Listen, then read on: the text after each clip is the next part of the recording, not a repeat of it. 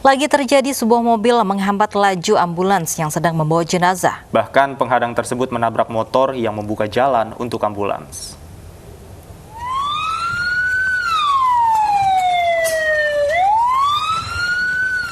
Viral di media sosial, sebuah mobil pribadi jenis sedan dengan nomor polisi R9384FE menghalangi lajunya kendaraan ambulans yang sedang membawa jenazah dari Bumi Ayu, Aji Barang, Purwokerto, Jawa Tengah menuju ke wilayah Purbalingga.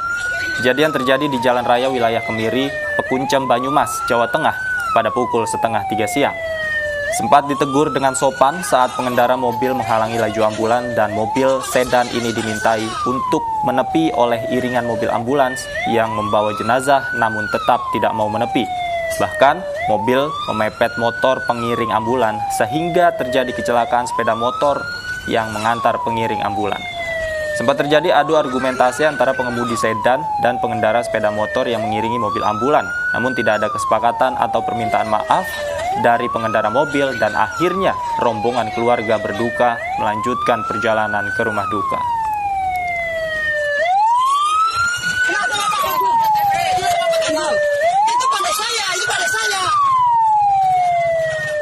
Jumlah pasien terpapar corona terus meningkat dengan tajam. Pemerintah pun tidak tinggal diam. Berbagai aturan diterapkan agar warganya terpaksa untuk melakukan protokol kesehatan.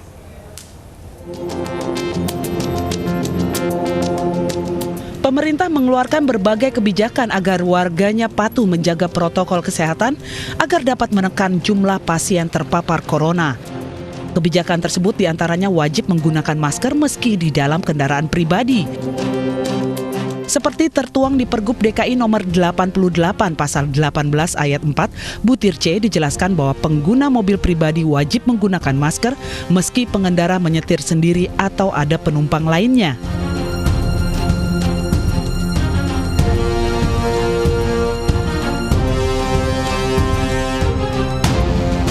Sedangkan ketentuan mengenai sanksi diatur dalam Pergub nomor 79 tahun 2020 tentang penerapan disiplin dan penegakan hukum protokol kesehatan. Warga diharuskan menggunakan masker yang menutupi hidung, mulut, dan dagu ketika berada di luar rumah, termasuk saat menggunakan kendaraan bermotor. Bagi yang melanggar akan dikenakan sanksi kerja sosial selama 1 jam atau denda paling banyak Rp250.000. Jika melanggar 3 kali dan seterusnya dikenakan sanksi kerja sosial selama 4 jam atau denda paling banyak Rp1 juta.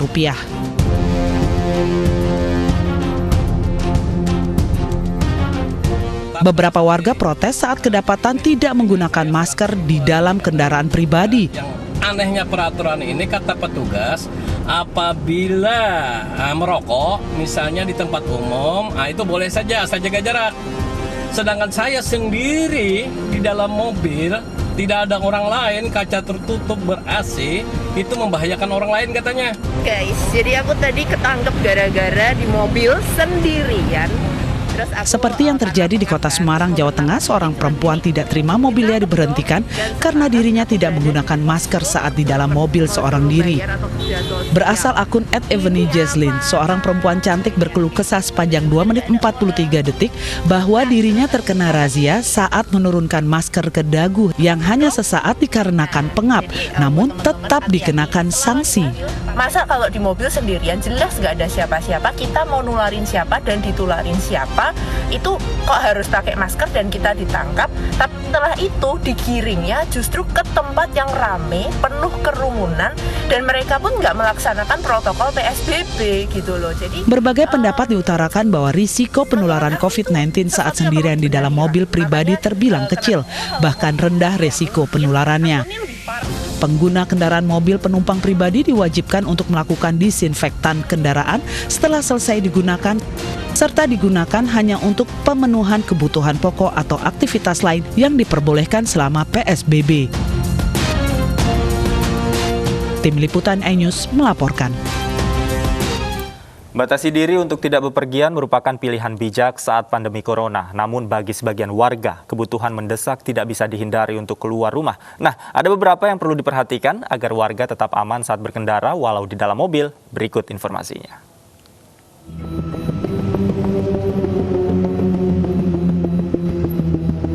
Banyaknya pelanggaran yang terjadi saat masa PSBB membuat warga semakin sadar akan keamanan kesehatan dari bahaya COVID-19.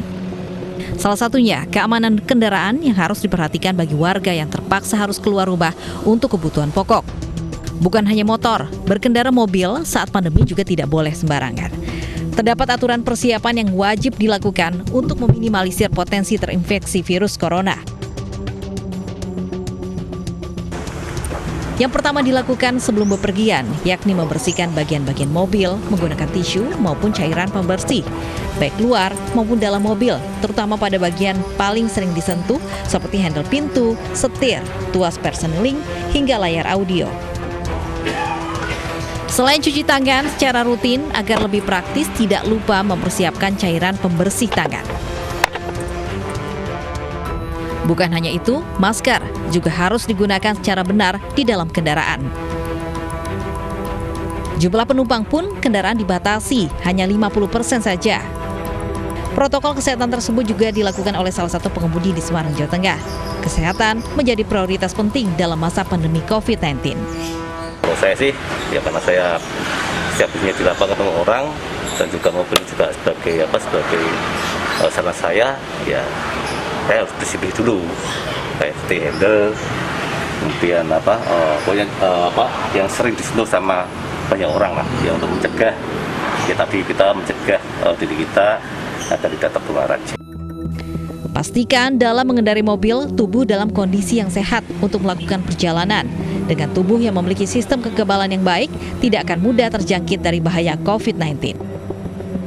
Dari Semarang, Jawa Tengah, Dimas Yuli, MNC Media, iNews melaporkan. Ratusan santri Pondok Pesantren Al-Iza International Islamic Boarding School, Kota Batu, Jawa Timur dipulangkan. Pemulangan dilakukan setelah puluhan santri positif COVID-19.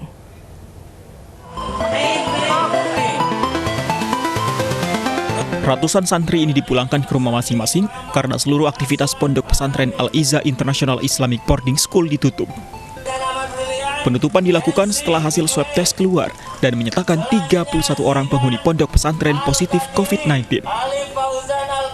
31 orang yang positif didapatkan dari 748 orang santri, pegawai, dan pengelola ponpes yang menjalani swab test. Pemulangan santri yang hasilnya negatif dilakukan sebagai antisipasi penyebaran COVID lebih meluas di area ponpes. Karena kita mengetahuinya sudah dari positif yang pertama itu sudah beberapa hari, sudah semingguan, sehingga kita tidak bisa men-tracing yang siapa aja yang dekat, berapa orang. Waduh, kalau sudah lebih semingguan, itu berarti dia sudah berkomunikasi dengan siapa. Sebaiknya semua di-swab. Saat ini sejumlah santri yang positif telah menjalani isolasi, sebagian diantaranya telah dinyatakan sembuh. Dari Batu, Jawa Timur, Denny Irwansyah, iNews melaporkan. Pemirsa, PT Kimia Farma selaku penyedia jasa rapid test di Bandara Soekarno-Hatta akan melanjutkan kasus dugaan pelecehan seksual terhadap salah satu penumpang ke ranah hukum. Oknum tenaga medis yang diduga sebagai pelaku telah diberhentikan dari tugasnya.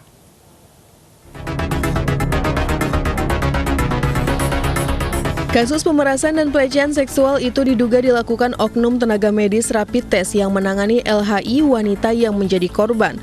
Kimia Farma juga menyatakan akan menempuh jalur hukum terkait kasus ini. Sementara oknum tenaga kesehatan berinisial EFY sudah diberhentikan. Status oknum tersebut dikatakan bukanlah seorang dokter. Ya, kami sudah memproses secara internal yang bersangkutan sehingga sudah tidak bekerja lagi di Kimia Farma sejak tanggal 17 September 2020. Mungkin itu yang saya sampaikan. Kalau boleh tahu status terakhir dia apakah dokter atau paramedis atau sekolah atau gimana Pak? Ya, yang bersangkutan adalah tenaga kesehatan. Kami memang sedang dalami juga. Perlu waktu memang, nanti kami akan sampaikan lebih lanjut. Kepala Kantor Kesehatan Bandara Soekarno-Hatta menjelaskan hasil rapid test korban sejak awal menunjukkan non-reaktif. Namun oleh oknum tenaga kesehatan tersebut justru memanipulasinya guna meraup keuntungan pribadi. Korban mengaku diperas dan dilecehkan saat hendak berangkat dari Bandara Soekarno-Hatta menuju Nias, Sumatera Utara pada 13 September lalu. Ia mendapat tawaran untuk mengubah hasil rapid testnya dari reaktif menjadi non-reaktif oleh oknum tenaga medis yang bertugas di bandara. Manipulasi data rapid test ditawarkan oknum itu dengan imbalan sejumlah uang. Namun ternyata setelah dibayar, oknum itu melecehkan korban di tempat yang sepi. Kejahatan oknum tenaga kesehatan itu ternyata terekam kamera pengawas Bandara Soekarno-Hatta. Yang sudah kami komunikasikan dengan teman-teman penyelenggara ini, sebenarnya tidak ada dokumen yang dipalsukan. Artinya saya tegaskan bahwa tidak ada ini hasil yang reaktif kemudian diubah menjadi non-reaktif. Memang sedari awal ini hasilnya sebenarnya non-reaktif, tetapi ini ada oknum yang kemudian mencari keuntungan lain, karena ini kan sebenarnya ada proses di mana hasil dibaca itu memerlukan waktu. Nah, sebelum waktunya itu keluar, ini ada kejadian seperti ini. Evaluasi pun harus dilakukan mengingat aturan rapid test di bandara untuk menekan penyebaran COVID-19 lewat perjalanan udara. Namun modus mengubah hasil rapid test ini akan memperparah penularan virus. Ditambah lagi adanya pelecehan calon penumpang. Tim Liputan iNews melaporkan. Polisi mendatangi korban pemerasan dan pelecehan seksual saat rapid test di Bandara Soekarno-Hatta untuk dimintai keterangan. Dan berikut adalah pernyataan Kabid Humas Polda Metro Jaya, Kombes Pol Yusri Yunus. Inisialnya adalah LHI yang sudah beredar di media sosial bahwa dia merupakan korban dari pelecehan dan juga adanya pemerasan yang dilakukan oleh oknum, oknum salah satu petugas kesehatan di Bandara Suta di Terminal 3. Penyidik sudah berangkat, sudah janjian dengan si pengadu untuk bisa ketemu di Bali pagi ini.